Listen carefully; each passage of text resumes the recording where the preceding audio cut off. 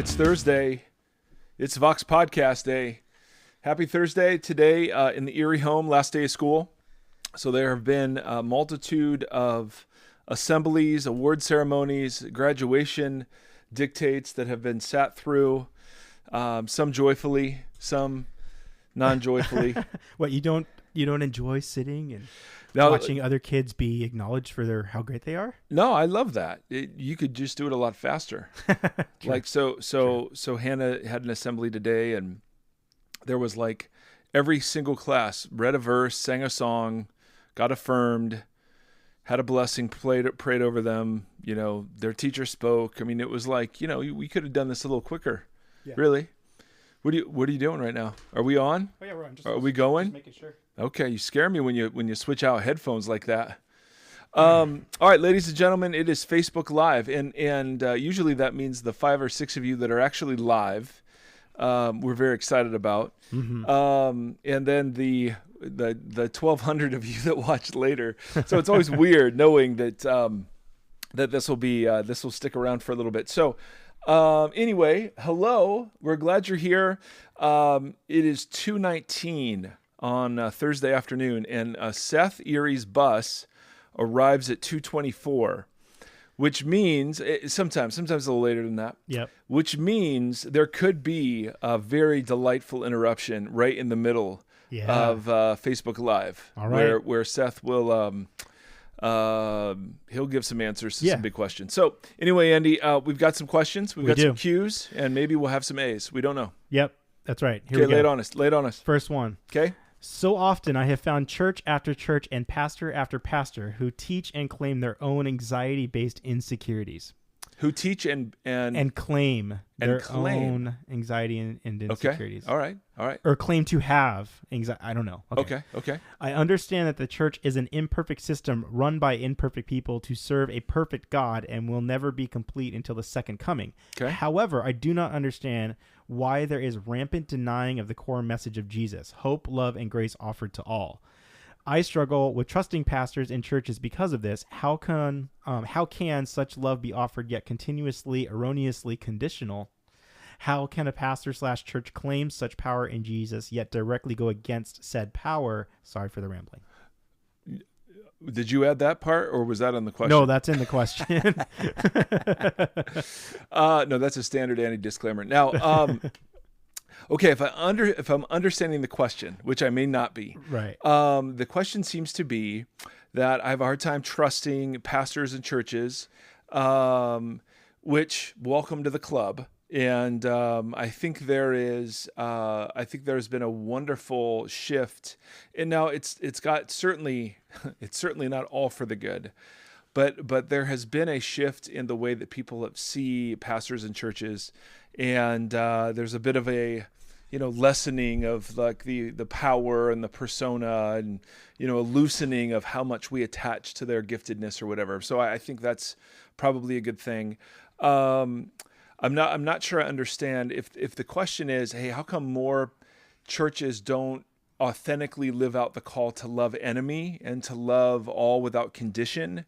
Well, it's hard, first of all. Secondly, the churches, like any human institutions, can become tribal. So their denomination, their group, their community, you begin to prioritize insiders over outsiders. I mean, Jesus was constantly battling that.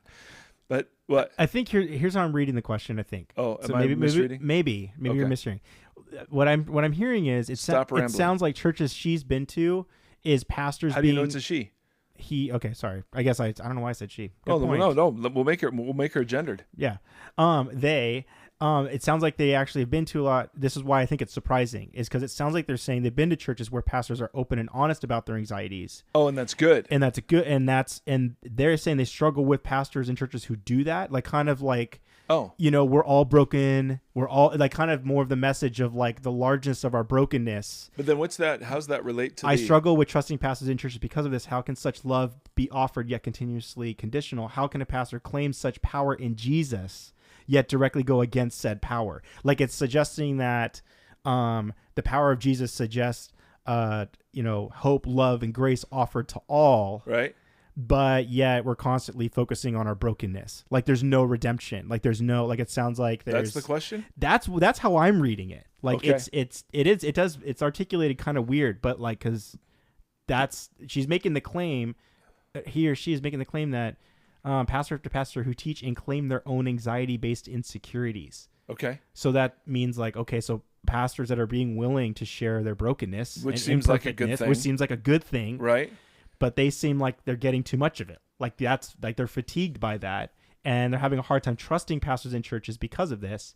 How can such love be offered, like the love of Jesus, the power of Jesus, continuously and conditionally, if you're constantly engaging your brokenness and imperfection? Welcome to Facebook Live, where we don't even understand the questions. So if you wrote that question and you're writing this in, can you rewrite it and clarify? Yeah, I have no idea. That's how I'm reading it, but that's strange to me because I don't come across churches that are like that. I thought you were saying that many of us operate out of insecurities, and because of that, we're not consistent in our application of Jesus' love for all. Yes. Okay. Or love. It even reads as love for self either. Like that we're not forgiving ourselves. I don't know. Okay, great. Number 2. Okay.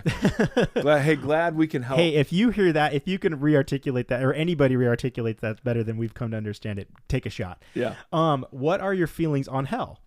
Some believe it's a place of eternal torment. Yep. But others believe it's a place of annihilation where evil ceases to exist. Some also believe it's a state of purgatory and eventually everyone becomes reconciled with God.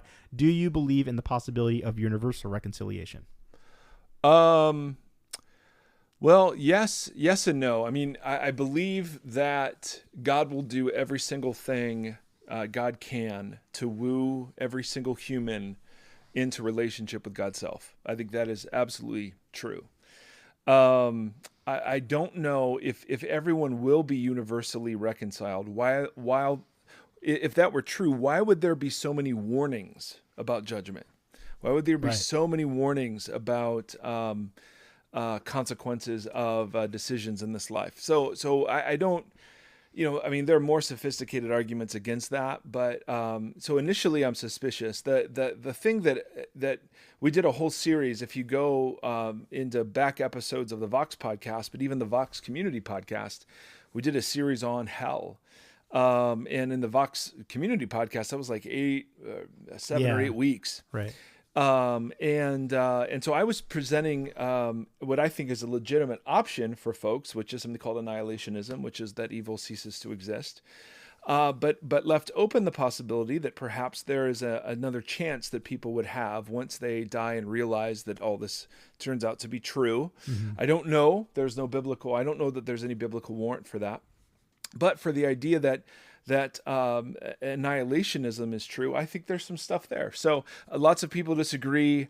They think eternal conscious torment is not only the traditional view, but the biblical view. We did a bunch of podcasts on it. So if you're interested, we had a guy on named Preston Sprinkle who had edited a book on different views. And that's a great place to start. So I don't know that I know. I just know the idea that God is keeping people alive forever in order to torture them for a finite number of sins committed during a finite life doesn't exactly jive with Jesus's teaching. So that's my opinion, but I get into trouble for that sometimes. Okay. Why was the first miracle water being turned into wine when people were probably already drunk? Which is funny because they probably were. I mean, from what we know of first century wedding celebrations, I mean, these things went on for anywhere from 3 to 7 days. And yes, people were most likely drunk.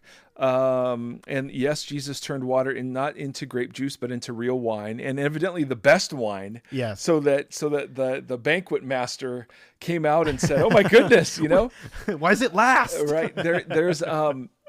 So there's several things it seems like going on. Number one, Jesus is turning water into wine was done in ceremonial jars. And these were jars that were, so John mentions that specific detail, that these were like ceremonial jars. So there's a play here going on where Jesus often gets accused for celebrating too much. And he'll use bridegroom imagery like, why, man, when the bridegroom shows up, you don't fast, you party. So there's this interesting thing that Jesus taking this sacrificial ceremonial water, turning that into wine, is Jesus kind of coming, and it's a playful announcement of the good news of God's inaugurated kingdom coming now into fruition in Jesus in a manner that would have brought joy to people. So there's a thought there. Secondly, some think that what Jesus is doing is also playing on a supposed miracle that the Greek god Dionysius, I believe that's how you say it, could turn water into wine, and was a god over in the Decapolis across the Sea of Galilee. And so here's Jesus doing the real thing. John names this as one of the 7 signs of Jesus' glory, a revelation of Jesus' glory. Not just the miracle itself, but the fact that he did the miracle in an honor-shame culture where the host, the one throwing the banquet, would have been incredibly shamed by running out of wine. And to us, that you go down to the store and you buy more. For them, that was an incredibly shameful thing. And so Jesus was doing this to honor his mom, because his mom's like, dude, can you do something? And he's like, Mom, come on. Which is awesome. They had those conversations. So there could be a lot of layers going on there. What's not going on there is some commentary either for or against drunkenness. That's not at all what's at issue here. The gifts that God gives, all of them can be abused. That does never stop God from giving them. So whether it's food, whether it's money, whether it's fertility, whether it's alcohol, any of those things can be good things. Speaking of good things. Speaking of gifts of God, ladies and gentlemen, Seth Erie coming home from his last day of school. Wave to this camera right here. Say hi. Hi. Say hi, everyone. Hi, everyone. Say hello, Facebook. Hi, Facebook. Yep. How was your day today? Nope. Good. Okay. We just blew our sound system. What did you do today for your last day? Oh, was in Newsies, please. You listened to Newsies? No, we're not going to listen to Newsies right now. Yes. Nope. What I want you to do is give Daddy a kiss. Okay. Daddy a kiss. This is the day. No, we're not going to sing Seize the Day right now. Yes. No. Okay, no, hand down. Nope, no licking the microphone. Seth Erie, ladies and gentlemen, Facebook Live. Let's hear it for The Seth man, Erie. the myth, the legend. Being drug out of the Vox World headquarters of Brea, California by his sweet mom. All right. So I don't think there was any commentary, for or against alcohol. I mean, any of God's gifts can be abused or enjoyed. And so there you go. Yep. That's, okay. Killer. All right. At least we knew what that question was referring to. Okay. Now, okay, I might have a makeup question for the first one. Someone asked, I think, something decent. Oh, okay. Let's jump to that one. Okay. Brielle here in the comments just said, I just watched the Daniel Project, and arguments in that film make it seem like we are in the final chapters of the end times. Okay. What are your thoughts? Do you feel do you feel the second coming will happen in our lifetime? Okay. I do not. And that's a great question. We've been in the end times since Jesus rose from the dead and ascended to the right hand of the Father. That's when the end days started. There are only 2 epochs. There was the present age and the age to come, according to Paul and Jesus. And so we're still in the present age, but the inauguration of the kingdom through the death, burial, resurrection of Jesus, the pouring out of the Spirit, all of that began whatever, these are the last days for 2,000 years. We've been in the last days. The thing I think people really mistake is they read Daniel and Ezekiel, and they miss the idea that biblical prophecy had to do with Israel, and had to do with Israel in Israel's relatively immediate future and relatively immediate context. Now, that doesn't mean later New Testament writers won't pick up some of that imagery and use it to press into things that are coming for us. But initially, man, these were prophecies about exile and the end of exile. So I haven't seen the Daniel Project, but I'm familiar enough with that way of interpreting prophecy to say, no, that's not. Prophecy was always intended to produce fidelity in the present and not give some sort of insightful knowledge into the future. Unless, and there were times there was knowledge of the future, but that was only given to produce fidelity in the present, never to satisfy curiosity. So no, I don't think Jesus will return in our lifetime. I think that all of the speculating and the trying to decode that actually goes against Jesus's own words. When he tells his disciples, no one's going to know the day or the hour, he tells them, do not, those times aren't for you to know when God will restore the kingdom to Israel, but you go and be my witnesses. Right. So it can be very easily a sidelining issue. We're working on a series of podcasts about the book of Revelation, because I think there you begin to realize that Christians have dramatically misunderstood something called eschatology, which is the study of the last times. And we've made it into this kind of reading the newspaper for the latest clues, treasure hunt that is totally doing violence to the text and the original context. I don't know. I'm a pretty big Nostradamus fan. Perfect. Perfect. All right, here we go. Last question. Great question, Brielle. Thank you, Brielle, for chiming in. Yeah. See, look, we're doing better. Live questions. That works. Okay. I know we idealize many OT prophets' faith in God, but I hardly think stories like Abraham show any extraordinary faith. An honest critique is he jacked it all up, trying to figure out and do for God what God said he was going to do for him. Right. I mean, the collateral damage from Abraham sleeping with Hagar is disgusting, yet the Bible says he has great faith. Right. If anything, I think this story shows us the reality of God doing for us what he can't fathom or begin to do for ourselves. So what is belief/faith then? Can God take the disjointed, obscured, and jacked up faiths of those who have some idea of a God and what he's like, yet don't get it all quite right, including how they practice or even knowing about Jesus? Can he take our pathetic efforts and also count us as righteous because of Christ doing for us what we can't do for ourselves? Oh my goodness. Mouthful. Let's raise like 4 huge issues. First of all, yes, it is possible in the Old Testament to be a person of great faith and still be jacked up. And that is one of the beautiful reasons why I actually trust a lot of the biblical stories, is they're very unflattering towards the heroes and the heroines of faith. And so, yes, Abraham, and Sarah not waiting upon God for the child of the promise, but instead doing their own thing, quite literally, with Hagar, and the carnage that results from that, of course. In terms of how much of Jesus do you need to know, we did a whole podcast on that, on the idea of religious pluralism. So I would refer you to that.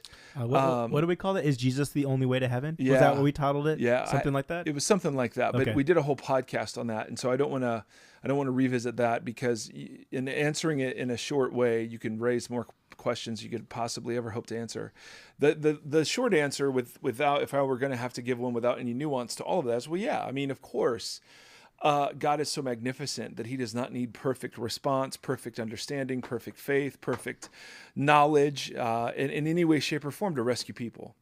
But evidently what he's looking for, I mean, the author of Hebrews says, without faith, you cannot please God. Well, there's a sense in which faith isn't just an intellectual thing, and that's always what we mean it as. So how much knowledge do you have to have before you're rescuable? Faith is, as we've said a bunch, an action word. It's a covenant word. It's a kinship word. It's a trust word. It's a allegiance word, where I demonstrate my faith by what I do. Faith isn't something that I know. Faith is something that I do.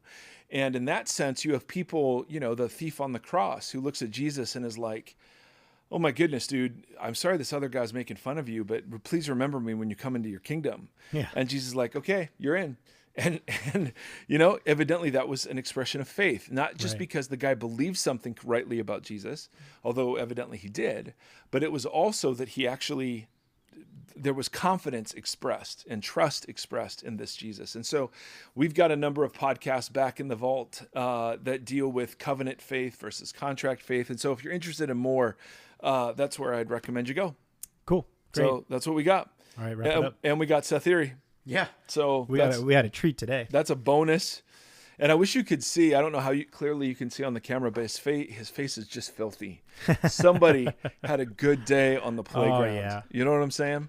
Because what's the point of playing in dirt if you can't get it all over your face? There is no other point. So, brothers and sisters, thank you. I'm sorry if we butchered your question. We did not mean to do that. And we'd love to hear from you and tell us what you think. Thanks so much.